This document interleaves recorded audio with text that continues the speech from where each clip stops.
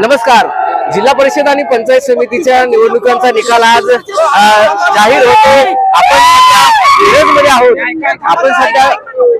आपण सध्या मिरजमध्ये आहोत. मिरजमध्ये भोसे जिल्हा परिषद गटामधून आशिष जाधव हा तरुण भाजपाचा कार्यकर्ता निवडून आलेला आहे. आपण आपल्याबरोबर सध्या तो आहे, आपण त्याच्याशी बोलूया. काय सांगाल, जिल्हा परिषद भोसे गटामधून आज तुमचा विजय झालाय? आता मी जसं सांगितलं, सर्वसाधारण पुरुष या जागेवरती मी भोसे जिल्हा परिषद गटाची निवडणूक लढवत होतो. आज ती निवडणूक खऱ्या अर्थाने जिंकलेली आहे.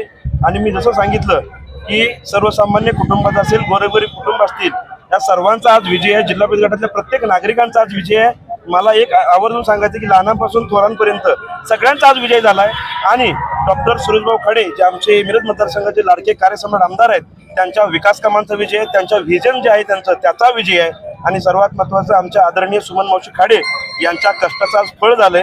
त्यांनी अतोनात कष्ट या लेकराच्या पाठीमागे उभा केलं होतं, त्यांचा सुद्धा एक मोठा विजय आहे. आणि शेवटी जसं सांगितलं एकच वाक्य सांगेन, गोरगरीब कुटुंबावर जो अन्याय केलेला आहे त्या अन्यायाला आज खऱ्या अर्थानं जनतेनं आशिष जाधवच्या रूपानं न्याय मिळवून दिलेला आहे.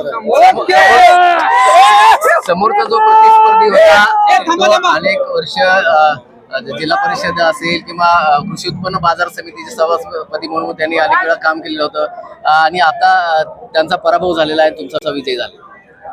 हे बघा, समोरच्यावर टीका मी आजपर्यंत केली नाही. एका दुसऱ्या गोष्टी मी बोललो असेल त्या माणूस फ्लोमध्ये बोलत राहतं. पण एक सांगतो, सोनीमधून जे उमेदवार लढवत होते माझ्या अगेन्स्ट जिल्हा परिषद, त्यांच्याबद्दल मी न बोलता त्याच गावचे आमचे पंचायत समितीचे सोनी गणातले जे उमेदवार आहेत, आमचे मार्गदर्शक राजेंद्र महादेव माळी साहेब यांनी खऱ्या अर्थानं त्यांचा चेहरा जो आहे तो जनतेसमोर आणला. कारण त्यांचं जे काही कष्ट आहे जनतेसमोर आणायचं ते कष्ट खूप महत्त्वाचं आहे. आणि म्हणून जसं बघायला गेलं तर भोसे जिल्हा परिषद गटाचा माझा जो विजय आहे त्याच्या पाठीमागं सोनीतल्या आमच्या कार्यकर्ते असतील, भोसेतले कार्यकर्ते, त्यांच्यासोबत माझे सोनी गणातून राजेंद्र महादेव माळी साहेब आणि भोसे गणातून मनोजदादा पाटील या दोघांचंही तेवढंच कष्ट आहे आणि तेवढंच प्रेम आहे, तेवढंच या ठिकाणी ताकदीने सगळ्यांनी मला सहकार्य केलं. आज आमचा विजय झाला. आपल्याबरोबर सोनी पंचायत समिती गणाचे उमेदवार आहेत. एक मिनिट, काही कार्यकर्ते 36 वर्षाचं राजकारण धनकर पाटलाचं, 32 वर्ष आतिश दादानं त्याला सुरुंग लावलेला आहे. 36 वर्ष राजकारण धनकर पाटलाचं, 32 वर्षाचं आशिष दादानं त्याला सुरुंग लावलेल्या राजकारणाला.